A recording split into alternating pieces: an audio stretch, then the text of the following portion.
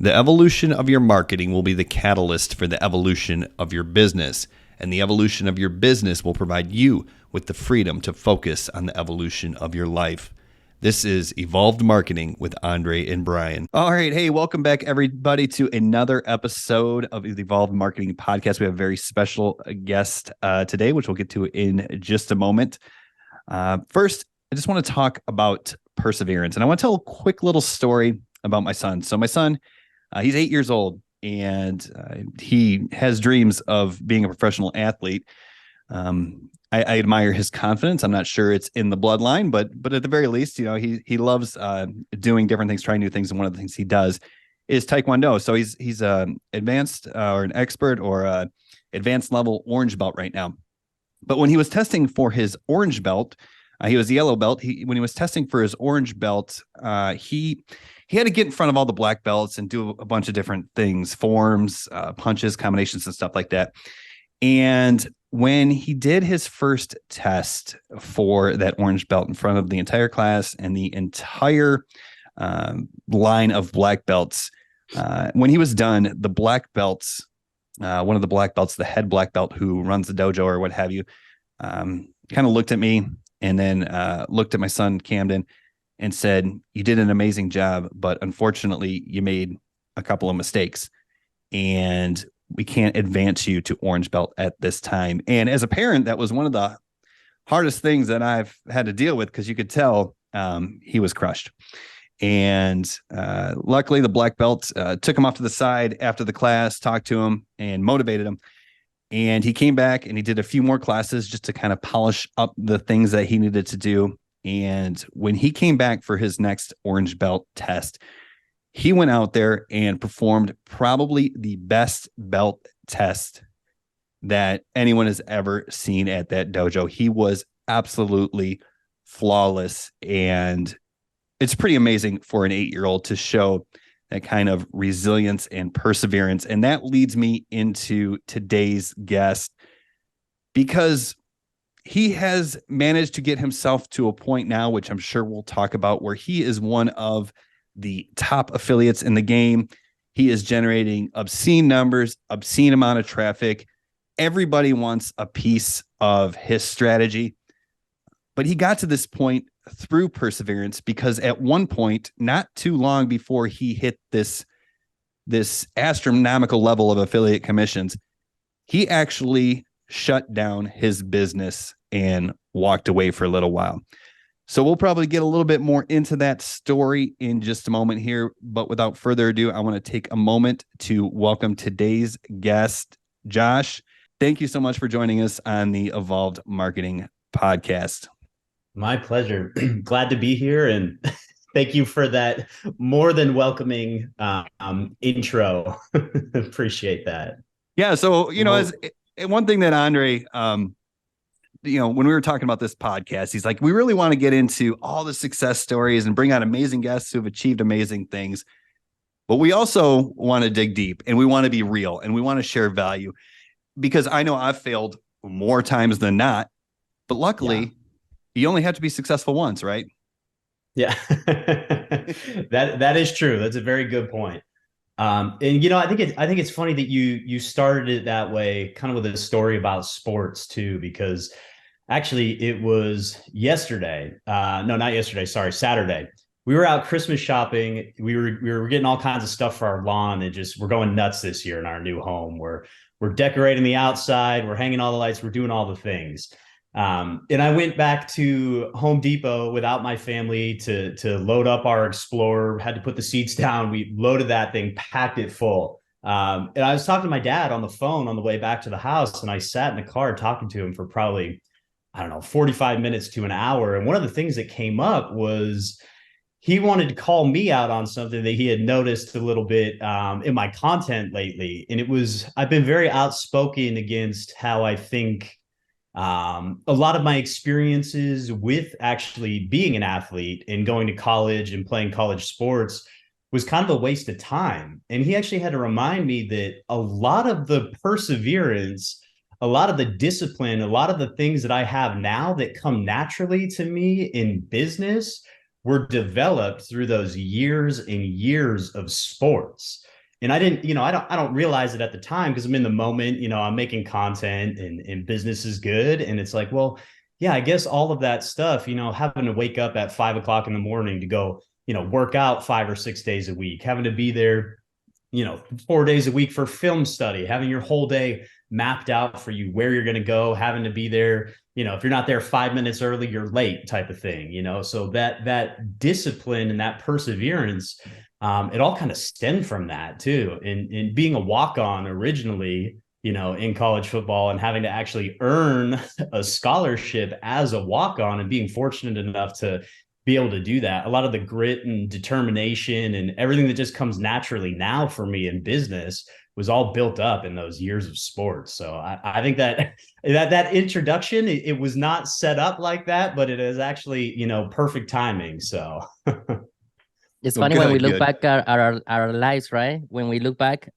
we have a certain view of reacting to what actually happened. But then when you get older and then you look back, it's a complete different view. yeah, 100%.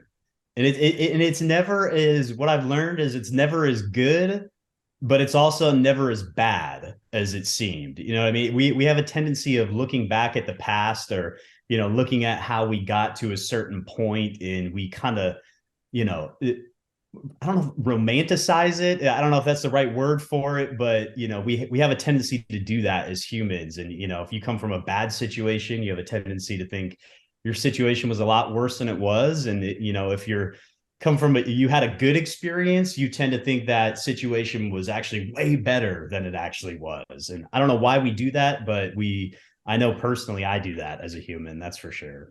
Yeah. Yeah, it's interesting that that kind of makes me think about something that I like to say when I think back on my life and how I got to the point where I am today. And just like this episode, we didn't plan it. We kind of know each other. We've spoken. We've done a little bit of training together. We're kind of in the same industry, promoting the same things, but we didn't plan what we were going to say. We certainly didn't script anything out. But just like you said, the introduction that I came up with happened to be a perfect segue into a little bit about your backstory and some of the things in your life that have helped you get to where you are today. And just like how you view some of the things in your past, I always think that if you really look back, and hindsight is obviously 2020, Yeah. you realize that the universe actually conspires to help you if you pay a close enough attention and you kind of look at it with an open mind. Some of those bad things that happen to us actually were there for a reason, and we wouldn't be in these great places we are today if it weren't for those. So when you think back to the start of your digital marketing journey, what sort of struggles did you face, if any? I mean, maybe it was just all rainbows and roses and it was just super easy, and all of a sudden I'm generating thousands and thousands of leads and making thousands and thousands of dollars every day. But what sort of struggles did you see at the time that really maybe even led to you quitting at one point, hanging it up at one point, which now with the benefit of hindsight, you realize, okay, I needed that to make me stronger or to get me into a position where I am today? Yeah. And I think the biggest struggle I had at the beginning was, for at least a few years, even before I found affiliate marketing in the space that I'm in right now, it was, I really wanted something that I feel like I could connect with, kind of like sports. That kind of had that same feel where I was working towards a goal every single day. But the issue was when I got into entrepreneurship, I don't think I was in a position to really be in entrepreneurship yet. There was a lot of things that happened in my college football career. There was a lot of things that happened in my life, specifically with my wife and my firstborn daughter, that I wasn't really proud of. And there was a lot of things that I had to work through still as a man. And I had a lot of issues where I was still acting like a child, to be completely honest. And I think when I found affiliate marketing and when I first got into content creation, yeah, it kind of came naturally, but I think a lot of it was almost fake. It was, a lot of it was not necessarily who I was. It was kind of like who I was trying to be or who I was kind of hoping to be. Like imposter again, I had a lot syndrome? of, what's that? What is it? Imposter syndrome? Like kind of like that, or? Um, Not necessarily. I don't think imposter syndrome. I think it was much deeper than that. Again, it was just kind of trying to be something that I wasn't in that moment, and I tried to make it seem like, that I was like this great dad and this great husband that was, doing all the right things and building a business on the side. When in reality, when I first started, and this is a huge part of my story that I'm very honest and upfront about now, is my wife didn't even know that I started a business. I was doing all this stuff in secret. And it wasn't until I had a little bit of success on TikTok. I think I grew to like 70,000 followers back in early 2020. There was a big TikTok challenge that was going on. And I was like, well, I'm going to just start promoting this same offer that Brian's promoting and that these other people are promoting. And I'm going to start making content and see what happens. And I had some success on TikTok pretty quick. And it was a couple months in, and my wife's at work, and her friend comes up to her and says, "Hey, I didn't know your husband was TikTok famous." And my wife goes, "Yeah, I didn't either." And so that's kind of how everything came to light. And that was kind of like the end of the beginning of my journey for a little while there. And that's kind of why, or 100%, that's why I shut down my business originally that first time, and, quit with full intentions of coming back later on. But, all of those issues that I had, all of that, mistrust with my wife, and, some of the immaturities I had deep down, again, all of that came to light, and it took about 8 months to work through that. My wife and I went to counseling. We talked about the business, like everything went out, in the open. There's still some stuff there. I don't think she fully trusts me completely. That's a kind of a big thing. But it's been a lot easier, that's for sure, since restarting the business, having her in my corner, having worked through a lot of the stuff and really just matured as a business owner, as a person, and as a man. So that's kind of how all that went down. Yeah, that's super powerful.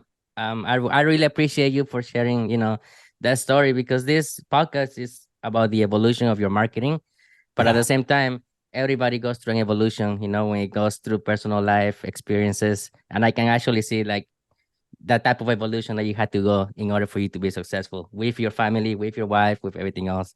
So thank you so much for sharing that. Yeah, definitely. Now, you just quit your job, right? Is that correct? Yes. So Yeah, let's talk about that. How?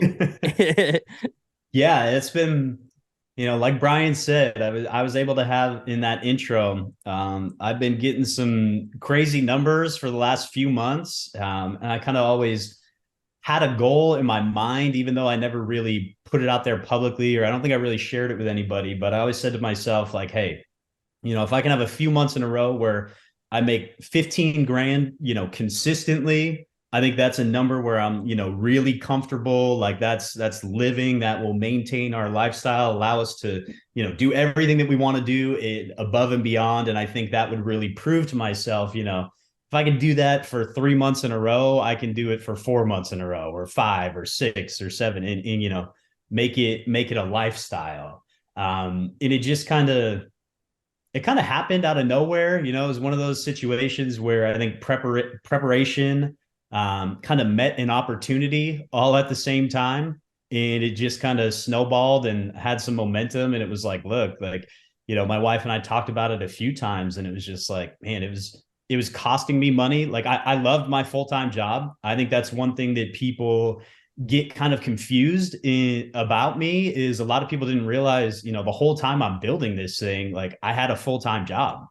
And I'm very outspoken about, being able to leave the 9 to 5. And I think there's more to life than working for somebody else all the time. So I think just some of that attitude, people tend to think that, oh, I've never worked for somebody else, or, so, and I don't know where I was going with that point, but yeah, it just finally got to a point where it was literally costing my family money each month to spend 40 hours working for somebody else. And I called my boss up and I told her, and I was like, hey, like the time has come. Like, that I've been doing this. And it just, honestly, it's costing me money to work for you. And she straight up asked, she's like, well, you want to just stick around and kind of keep doing what you're doing and just kind of do it as a little bit of a passion project and maybe cut back some of your hours. And I was like, as much as I like you all and as much as I like what I do, I was like,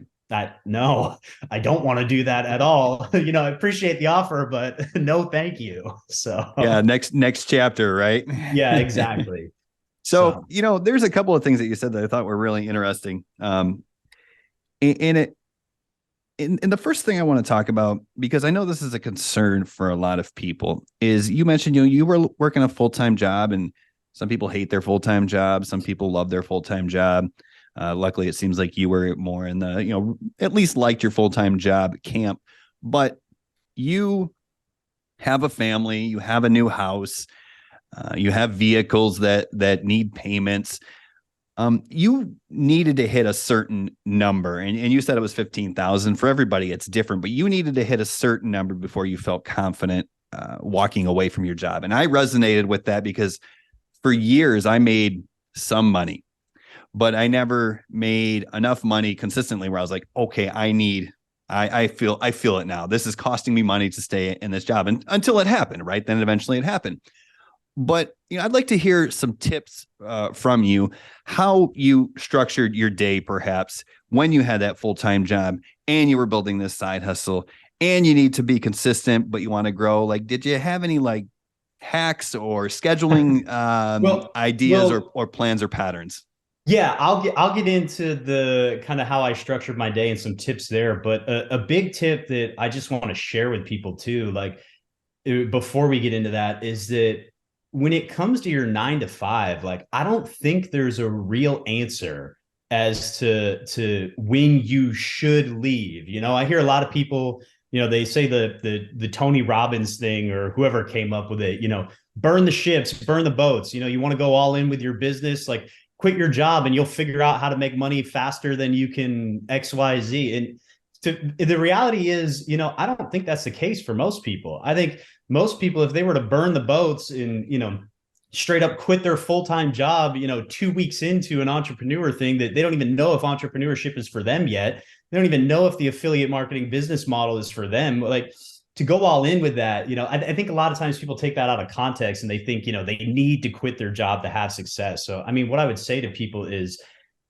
take your time. You got to do what feels right for you, what works for your situation, and you got to be comfortable with it. And especially if you have a spouse, you both need to be comfortable with the number that you need every single month. And I would encourage people to do your best to get to that number, set a plan and stick to that plan before you make any, big decisions to just up and burn the boats and quit your 9 to 5 and have nothing else to do.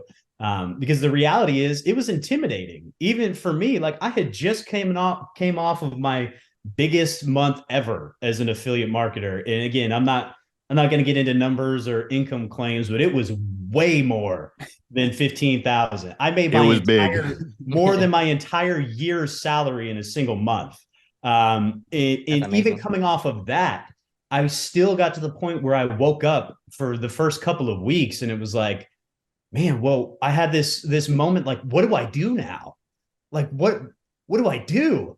It's like, well, okay, just do the same thing you did that you've been doing that got you there. You know what I mean? So, like, it changes your attitude a little bit. It changes your perspective. And I think what will happen is, if you're still immature, like I was as an entrepreneur when I first got started, what's going to happen is you'll stop doing those things that got you to that point in the first place, because you'll think that now that you're on your own, you need to do something different. And by doing that, you'll actually start taking steps backwards and you'll end up in a worse off position than you were before. And so that's kind of my big, like, aha thing from leaving my 9 to 5. And I just want to share that with people so that they can, be encouraged and have a better understanding of what it's really like to leave your 9 to 5. Yeah, that's important. Absolutely. Yeah. I had a friend from high school. He just reached out to me because he sees that I'm doing well, right? But he's telling me he has no job, he can't do it. So the first thing that I told you, he asked for my advice, and I was like, well, you need to get a job, because because it's kind of hard to for you to build this if there's no actual income coming in, right? Yeah. So the best way to start this business, honestly, is to start as a side hustle. See if this is for you. It might not be for you, but at least you gave it a chance. But then if it is for you and you can pull through and go through all the struggles and everything, eventually it can become, something huge. So that's the biggest advice that I can give somebody Yeah. as well. Started So as a side hustle, because that's exactly. exactly what I did. That's exactly what I Plus, did. if you do quit your job or burn the boats, then you could be operating from a place of fear where, that doesn't generally yield the best results. And you said, a moment ago that, for everybody it's different. Maybe it's a number, maybe it's a time frame. It's different if you're a single 22-year-old person versus, if you have a wife and kids where you have to include your spouse and make sure they're comfortable. For me, I didn't quit my job until 4 years after I started affiliate marketing. Now, it didn't take me 4 years to start making money by any means, but it took me a long time, and I went at my own pace. And my view on this business when I was first getting started and I was still working 60 hours a week was, hey, I'm going to set aside an hour a day every single day that I am going to kind of commit to my side hustle. And for me, I was working in the restaurant industry. So from noon to 1, I knew my newborn daughter was sleeping. So my wife would take a nap. I didn't have to go to work till 3. So I set aside that time and said from noon to 1, Monday through Saturday, that was my side hustle time. And I took Sunday off.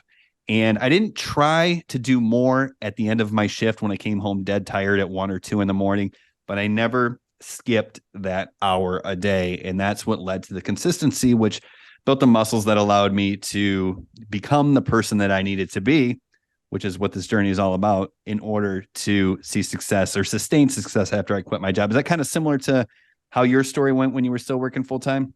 Yeah, 100%. It wasn't so much like, I love what you did, the 12 to 1 every day. Like, that's your time. That's what you got to do. And for everybody, that time is different, again, for everybody, right? But the key is, I did the same thing. And this is one thing I used to talk about all the time when I was going live on TikTok. People used to ask this question all the time. It's not so much about how much time, but the quality of time you put in. And like you said, can you do it consistently every single day? Because the reality is that's entrepreneurship. That's business ownership. If that's success in general, like, success is so boring. Like, people don't understand that the most successful people in the world, they get really, really good at doing 1 or 2 boring things over and over and over again every single day. So it's about finding that time. And for me, it was different. Like, when I first started, my second daughter was just born, and I knew, very similar to you, I spent 2 straight months. Like, I don't know a lot of people that would do this for 2 straight months, not missing a day, Saturday or Sunday, where I woke up between 2:30 and 3:30 in the morning, because that's when the baby ate. And I would take that feeding every single night. I would feed her. She would go back to bed. And then from, 2:30 or 3:30, whenever I got her back to bed, I would work on my business from, 3:30, 4 o'clock in the morning until 6:30, 7 o'clock, when everybody else woke up. I'd had to be at work by 7:30. I would get home around 4:30 in the afternoon, 5 o'clock. And I'd be exhausted. Again, I wouldn't want to work more on my business. I wanted that time, to spend with my family. So for me, like, to learn the business model, to get the pieces in place, to, build the funnels, have the automation, all that good stuff, it took waking up early every single day for 2 months to do it. You just kind of, you got to figure out what time of the day works for you. But again, the key is the consistency in just getting up or doing it when you have time, but more importantly, making that time, right? Like, for you, it was 12 to 1. For me, it was 3 o'clock in the morning. Like, that's just what it has to be. I didn't have any other time because I didn't want to sacrifice that time with my family. So I sacrifice sleep, which Yeah, that's something that a lot of entrepreneurs have to do, right? In order for you guys to, get the business to the next level or anything like that. I remember I would come home at 2 a.m. from my restaurant manager job just to create videos for the next day as well, right? And then basically just repeat the whole process every single day. Like when I look back at my old TikToks, all of them are at night. All of them are at 3 a.m. There's times where my wife will show up and like, what are you doing? Like I'm making videos for the next day. And it was like literally at 3 a.m. So it's like, it's crazy how you just have to make it happen, right? yeah. There's also a lot of people that for example, let's talk about posting some type of content, right? A lot of people worry about like what time is the best time to post a video, right? And I always tell them, you know what? The best time to post a video is when you are able to post a video. That's the best time to post a video. When you're so stuck or like 8 a.m., 11 a.m., 4 p.m., those are the best times. You cannot miss those windows. I tell them you're crazy, just live your life and then work around that. And that's how you get, the perfect time to post. Yeah. I mean, you know how stressful it is? Like I tried to do that for a while. I thought TikTok, I was like, okay, I have to post at like 7:15, 7:30 every night because that's the best time. Well, you know what? My kids start going to bed at that time. Yeah. I'm sitting there, trying to come up with hashtags and a description, like while I'm putting my kids to bed. And I'm like, well, what am I even doing here? Like, what? No, like just post it at, 6:30 or after the kids go to bed. Yeah. Like it really, it's such a good point. And when I was having all that success on Facebook, everyone is like, man, when is the best time to post on Facebook Reels? And I'm like, y'all are reading into this way too much. If your content is good, Facebook is going to find an audience for you. You could post at 1:00 in the morning. You could post at 7 in the morning. Like Facebook will find an audience for you. Yeah, let's transition over to some of the success that you've seen on Facebook because, it wasn't one of those things where you went from making nothing to all of a sudden hitting the big numbers that were more than your, salary in a month or whatever. But your skyrocket to, at least fame in our industry, in our niche, in our world, like everybody knows who Josh is now. And a lot of that came from the success that you saw on Facebook Reels. And, I know you've done trainings for other people. You did a training for me, which I'm really appreciative of, where you got into specifics of, how you write copy for your Reels. But I don't really want to talk about that. You're welcome to talk about that if you want, but really kind of the more interesting aspect of how you came onto Facebook Reels and absolutely exploded was the fact that you kind of created your own style.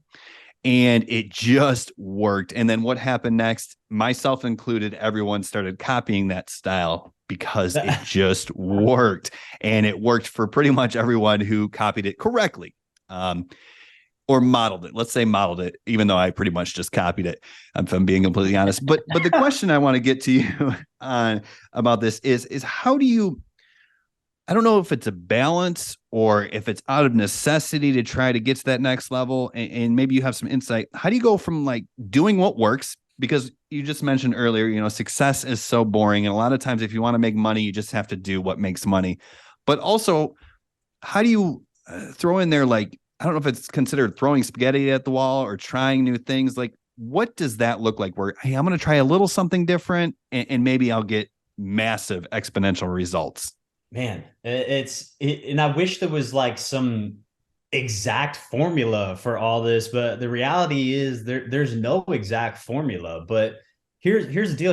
I used to tell people all the time, like on my lives, is you have to have some sort of what I don't remember how I used to say. It's been a long time since I've gone live, clearly. But which is actually a blessing in my eyes. But you're doing the 20% of things that produce 80% of the results. Yeah, right now. yeah, exactly.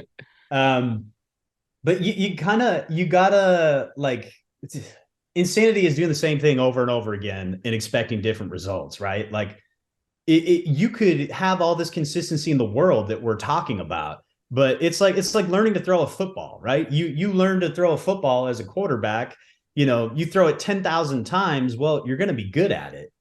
Well, not if you didn't learn the fundamentals of throwing a football. Like you could throw it 10,000 times and still be really, really bad at it because you never learned the right way to do it, So I think a lot of it is you have to pay attention. You have to try different things. Don't be afraid. I think to try different things, but if the different things, don't produce any results or something didn't feel right about it, like maybe don't try that again. Maybe adjust and try something else. And what I think happens is, a lot of people, especially when they're first getting started, they're just looking for all the shortcuts, which I was too. And you know what? Thank God there are some of those shortcuts, because if it wasn't for, you, Brian, being completely honest, when I restarted, you had that clone funnel thing that you had going on. And I still use your email sequence to this day. Now I've adapted it and made it my own, but that helped me start seeing results much, much faster. But then I think we all kind of get to a point, the longer you do it, it's like, if you're only copying other people's stuff or modeling after other people's stuff, eventually you start to get kind of burnt out, or it starts to feel a little bit boring to you. So it was like, okay, well, I straight up said to myself at that time, I was like, well, what can I do that's kind of like my own thing, And I tried a few different things, and I just, like I said, I just happened to find something that sort of worked on TikTok. And what I did is I saw the opportunity on Facebook Reels, and I took it over to Facebook Reels, and it worked better on Facebook Reels than it worked on TikTok. And so it worked. So I did it again. Right. And then I did it again. And then I just kept doing it until it didn't really work anymore. And I think you mentioned, I kind of had my own unique style. In what happened was, I think people were getting really confused because they saw what I was doing. People only really knew that I was on TikTok at first. It probably took a month and a half, 2 months for a lot of the people to realize that my newfound success, a lot of that was coming from Facebook. And so they would go over, and post the same style of content on TikTok, where it doesn't perform as well on TikTok. People didn't realize I was just familiar with editing on the TikTok app, because that's how I got started. So yes, I was making content on TikTok, but I was making it specifically for the Facebook platform. Wow. So then there was all these people like, dude, what are you doing different? My TikTok is not blowing up. And I'm like, well, you don't understand. Like, I've already had 200,000 followers on TikTok. My TikTok is barely growing. I'm making this content for Facebook specifically. So, it's like when you figure out something that's working, you just got to double down on it and just keep going with what's working until it doesn't work anymore. And again, you got to dive deeper. Like, so many people look at the surface level and they wouldn't have taken gone down another level and said, okay, well, is he really blowing up on TikTok? Or are they just seeing the commission notifications where, oh, here's Josh with another high ticket commission, not realizing, like, hey, maybe read between the lines, dive into it, and really be a student of the game. Right. And that's the key. You say it, like being an actual student. Like I get accused all the time. There's people that like, oh, you just copy other people's content and blah, blah, blah. And I'm like, well, to an extent, yeah. Like Brian admitted earlier, we all copy to an extent. We're modeling after what works already, right? But the difference between somebody like myself and somebody like Andre, somebody like Brian, is what Brian just said. We're actual students. We're diving into it. We're figuring out, okay, why does this work? How can I add, my own unique personality, my own flair to this to make it work for me? Whereas other people, they just like, oh, well, this worked for this person. It's got to work for me. And then, oh, well, that one didn't work. Let me go see what this person's doing. Oh, it worked for them. It's got to work for me. And then they're just a carbon copy of everybody else's content, and they're never making anything unique to themselves. And they wonder why they're not getting the results. Yeah. So you have to be a student. You have to, start to figure out how this stuff works. You throw spaghetti at first, but then you actually got to pay attention and figure out what that little pathway is, So yeah, and then a lot of people also want the easy answer, right? Like for example, me and Brian talked about the leaderboards a lot, right? So we see who's on top, we see who's not doing as well, right? And then a lot of people who are on top, they get bombarded with messages like, what are you doing differently? But instead of, trying to get the easy answer, investigate a little bit, right? So like go to Facebook, what are they doing on Facebook? Okay, now go to Instagram. What are they doing on Instagram? Because it must be different, right? And then go on TikTok. What are they doing on TikTok, right? So that's how people that's how you become the student, by just watching somebody that is doing well. And then you can take a little bit of that, combine it with your own, and then eventually you become your own person, right? 100%. So you had the opportunity to do a training with Facebook Reels, right? With a legendary marketer. That's right? Yeah. How was the Actually, whole experience? Because I know you were on the Facebook page the whole week. So yeah, that was a lot of fun. I was really grateful for that opportunity. It was both a blessing and a curse at the same time, right? Because it added a little bit of, authority to my own personal resume, things that I can use in marketing to help promote myself. But at the same time, it was like, okay, now all of a sudden is like, instead of my inbox blowing up with people wanting to know how to get started with affiliate marketing and me being able to help them, it's all these people who are already affiliate marketers wanting to know more about Facebook, wanting to know, all the secrets. And it's like, there's only so much time in a day. And you have to be really, really careful. And you have to guard your time closely as an entrepreneur. Like, I'm all for helping people. Like, I'm all for, being able to answer messages when you can. But the reality is, at the end of the day, like something like that, I've had hundreds of messages in my inbox before on Facebook. I'm like, I can't respond to all of them. And you know what? I've been kind of burned in the past. I've helped some people for free. Honestly, people who just hit me up, whether it was on a live on TikTok or in my inbox, and answered questions for them. And then it turned into, helping them even more and even more and even more. And then, all of a sudden they have a little bit of success, and you reach out to them and, hey, can I, maybe use this as a testimonial, or, hey, can you say something to, that I can borrow about, like how I helped you or whatever.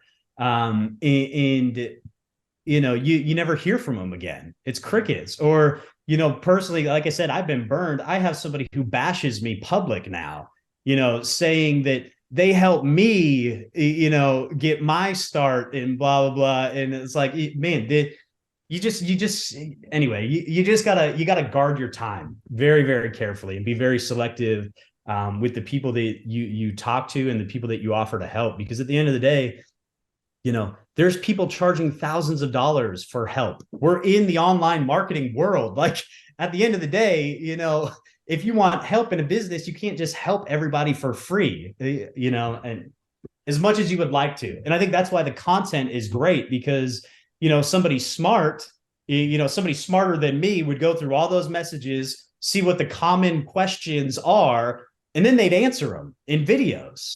And I'm saying this out loud to myself right now, like, hey, don't be an idiot. Maybe go do some of that, because that's easy content right there, Yeah, you're going to get the same 6 or 7 questions over and over again. And I always talk about with some of my students, some of the people that I help, and some of the people I mentor is, record and redistribute. Like, for example, one of the best ways to write an email follow-up campaign is to actually start asking people, like, what are their questions? What are their comments? What are their concerns? And then 1 or 2 people are going to respond to you. But if 1 or 2 people take the time out of their day to respond to you with their comments, questions, or concerns or objections, then 5, 10, 15, 1,000 other people have this same question or comment or concern. So if you can create a training or a video or even a Loom video, something super simple where you kind of answer that question, not generically in the sense that you're not providing good information, but generically, like it could apply to anyone who had the same question.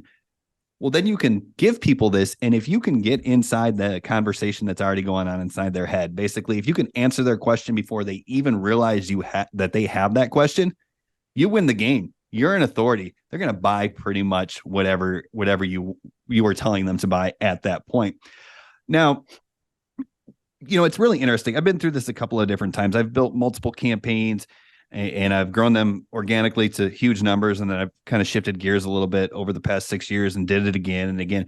And the interesting thing is when you're on top, right? When you're on top of the leaderboards, when you're having the success with a program, when all your videos are quote unquote popping off, everybody wants to reach out to you. But at least for me, I've had moments where I've hit pretty incredible numbers in a given month, and then maybe the next month drop down a little bit where I'm not hitting those same numbers, whether it's lead generation or just straight commissions earned. Have you experienced that, since your biggest month ever? And if so, how do you stay motivated? How do you deal with that? Like, I'm not going to try and hide it. Like you both just said, you stock the leaderboards, you know who's there and who's not, like, right. Like, I don't know. I haven't looked at the leaderboards in a while, but if I were to open my phone right now, I'd say I'm probably, the last 30 days in Legendary's program, I'm probably not even top 5 anymore. Probably close to out of the top 10 would be my guess. And again, this is something we kind of talked about off camera in Messenger, is like, hey, I've kind of just been enjoying life a little bit. I haven't been taking things, too serious. I recently quit my 9 to 5, and it's been a whole new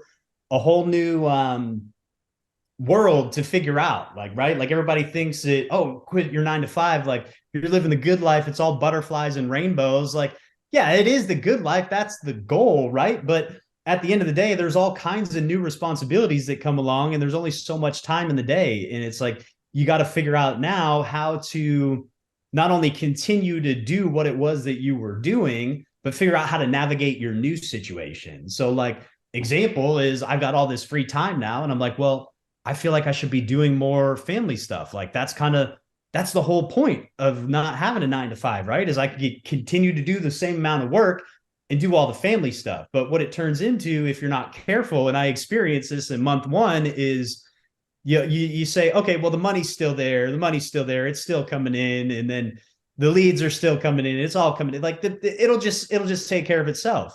And then you start doing all the family stuff and only the family stuff. And then you start including in your free time, like, this new workout schedule. Like, I'm working out like 5-6 times a week now. It feels really good. I'm figuring out how to take care of my diet better. It feels really good. But what I noticed was there was a significant drop in my commissions, at least for like the last 30 days. So again, I'm still at a level where I'm very comfortable and I'm doing the things I need to do to generate the amount I'm comfortable with, but I'm not necessarily in a growth stage right now. And again, that's all parts of the ups and downs of it. And again, with new chapters of life come new things to figure out. That's how business and entrepreneurship is always going to be. You're never always going to have it figured out. And then, you know what, as soon as you figure it all out, everything's going to change and there's going to be something new to figure out. So yeah, it's interesting. I always tell people you're never going to be to the point where you're not going to have struggles. So if you're just getting started, you may as well embrace the struggle, because you need to learn how to be happy while you're struggling. It's really, really cool though that you've been able to spend so much time with your family. Because the idea with this podcast, when Andre made me do it, I always say, but he talked me into doing this, and I'm glad I did. We were kind of thinking about an introduction to this, and we came up with the name Evolved Marketing, and kind of the introduction, it was along the lines of, the evolution of your marketing will be the catalyst for the evolution of your business, which will provide you with the freedom to focus on the evolution of your life. And that seems where you're at now with going to the gym and spending all this family time is working on the evolution of your life, huh? Yeah. And that's a great way to look at it too. 100%. That's a great way to look at it, because man, I talked to somebody the other day, and it's like, the fact that I've barely even worked the last month and a half since leaving my 9 to 5, like literally barely worked, bare minimum, in, still making enough money to very comfortably live my life. Like, it's insane to me. Like, making money while I'm at the gym, while I'm working out, like being able to go out and, get this family membership that we got at Lifetime Fitness, and like, go the whole full level where we have like personal trainers and like special classes that like you have to pay for, where I just get to walk in and somebody says, oh, you want to get back to like your athlete playing shape figure. Okay, here's exactly what you need to do. And now I walk in and get to do exactly that. Like, it's a 100%. It was a grind, and it was a lot of work at the beginning, a lot of ups and downs. a lot of blood, sweat, and tears, as they say. But like, once you finally kind of get to a point where you can, reap some of those benefits, I feel like, yeah, I'm really enjoying that. And I'm using it kind of as that catalyst to, as you would say, the catalyst to, evolve my life a little bit outside of business as well. So it's been a huge blessing. And I still like, I got to like pinch myself sometimes. I'm like, how really? Like, this is the life that we've created? How the heck did we get here? Like, Yeah. So I know it's not always, happiness, but what about like sometimes, like some days, do you have any doubts or any self-doubts now that you're fully into your business? 100%. And if anybody thinks that stuff goes away, like they're wrong. It doesn't go away. And how do you deal with that stuff? Like I'll tell you what, the month I made more money in a single month than I did my entire year's salary at my 9 to 5 was one of the most depressed months I've had in a long, long time. Wow. One of the most depressed, unfulfilled months that I've had in a long, long time. Wow. You know what? I can't tell you why exactly that is, but like we're humans. And again, at the end of the day, like people think that money is like the solution to all their problems. Yeah, it will help eliminate some of those problems, but like money won't make you happy at the end of the day. Like, if you think reaching platinum rank with Legendary Marketer, is gonna, all your problems are going to be solved. Like, no, that it's not going to solve your problems. Like and that's a beautiful thing about entrepreneurship in online business is in order to be successful, you have to continually be working on yourself and who you are as an individual. And I think that's one of the biggest keys to being at least happy in life is, are you doing something meaningful and are you continually progressing? I think as humans, we crave that. We need to be moving forward. We need to be working on something. And if you're not working on yourself, if you're not getting better, you're getting worse. There's no staying the same. It's either you're getting better or you're getting worse. Yeah, and you're either green and growing or ripe and dying is the best way I've ever heard it said. I want to dig a little deeper into that, if you don't mind me. Yeah. So you had this success, right? In 1-2 months, maybe, right? I'm not saying that that's how you started, but eventually you got a success in like a month or 2 months. And you were saying that you were a little depressed, with that success. Basically, what were the steps that you took to get you out of there, if you have gotten out of that depression? Or yeah, well, for me, I think a lot of it was a timing thing too. This is something I don't talk about, and I've been thinking about sharing it more in my content. Being an ex-athlete, especially a football player, somebody who found my whole identity was based around football and based around going to the NFL. So when I didn't, I struggled really bad with depression, and that's all part of my story. Like I was a jerk as a husband. I was a jerk as a father to my first kid because I blamed, my wife getting pregnant in my last semester of college for me not going to the NFL, when in reality that had nothing to do with whether or not I was going to go to the NFL. But I spent, the better part of the first 2 years of our marriage blaming her for that. And so I every year, the middle of August, early September rolls around, and man, that's football season, right? That's like when football season starts. So as somebody for the better part of 2 decades who found their entire identity in football, to not have that anymore, there's just something about the fall time and that time of year when it rolls around. I kind of go through this almost seasonal depression for, a couple of weeks or a month. And some years it's worse than others. But it's kind of like, where I feel like I miss playing football, but in reality, I don't necessarily miss it that much. It's just a weird thing that I can't really explain. And, I think a lot of people have things that they deal with internally that surface, whether you hear a certain song or whether, a certain smell, something is tied to a memory. And when it surfaces, everybody has that thing that they can probably pick out and know like, oh, I'm going to feel a certain type of way, maybe a little sad or depressed, like when that goes on. And so that kind of happens for me every year. And it was a strange thing this year because it was like more money than I've ever seen in my entire life at that same time. And it was that was when I finally realized, like, okay, like, money really does not buy happiness. It doesn't. Cliches are cliche for a reason. It almost seems like, like everyone always says, money doesn't buy happiness. And yeah, like you said, it relieves a lot of stresses, but you got to find happiness internally. And I think that's the beauty of this whole entrepreneurship or entrepreneurial journey is you get to the point where it's not about what you achieve, but it's who you become in the process of achieving your goals. It's the hero's two journeys. It's the external and the internal. And so that's really interesting. So really quickly, I got to know, because I've known you for a little while, what position did you play? I was a wide receiver in college. Okay. Are you fast? That's probably the real reason I didn't make it to the NFL. I wasn't fast enough. That's funny. My wife is, I was super slow growing up as a kid. I played baseball, among other sports. Baseball was where I sometimes look back and think, what if I would have pursued it a little bit further? But, I was super slow. I'm not fast, but my wife was super fast, like track star fast. And so I'm hoping my kids get some of her speed. Yeah, there you go. So, you mentioned guarding your time, and you have been, incredibly generous, with your time. So I do appreciate it.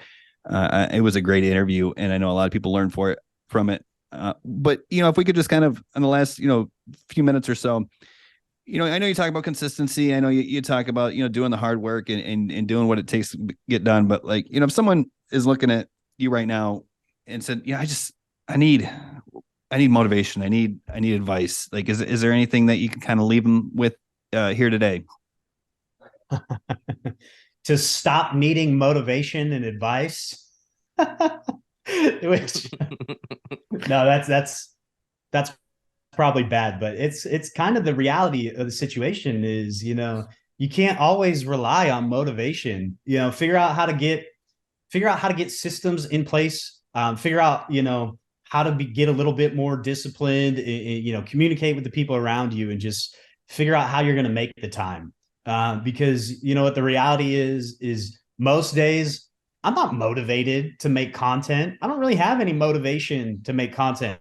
I just know content right now is what pays the bills. So I'm going to do it, so figure out if you need to figure out a external source of motivation to trick your brain, at least for a while, into developing that habit, then do it. I know there's a lot of successful business owners and entrepreneurs that teach that. You kind of got to manipulate yourself and use external motivation, whether it's, like through rewards or, if I work for, half hour on my content today, then I'll reward myself with, 20 minutes of scrolling on the internet, or, that's probably a bad example, but whatever that is, figure out some sort of external motivation to help you start creating the discipline and the consistency, because motivation goes away. Motivation goes away. It might get you started, but it's not going to keep you going at the end of the day. So, yeah, excellent advice. I really love it. We appreciate your time, Josh. Yeah. Is there anything that you need from me or Brian? You need us to follow you, or our listeners? If they want to follow me, I don't even know where you follow me these days. I don't. Facebook is what I'm known for now, but I don't know how you follow somebody on Facebook without. I don't even know. I don't have a Facebook link to give you. So. Joshua S. Smith, right? I think is there you go. Joshua S. Smith. Cool, man. Well, thanks again, Josh. It's it was a pleasure. Thanks for being on the show. And like Andre said, if you ever need anything, reach out. Hopefully you don't get a bunch of people take to heart what you said, and don't just reach out to Josh and say, "Hey, I need help," but follow him because he definitely knows what he's doing. So thanks again. And we'll see everybody on the next episode of the Evolved Marketing Podcast. Bye, everybody.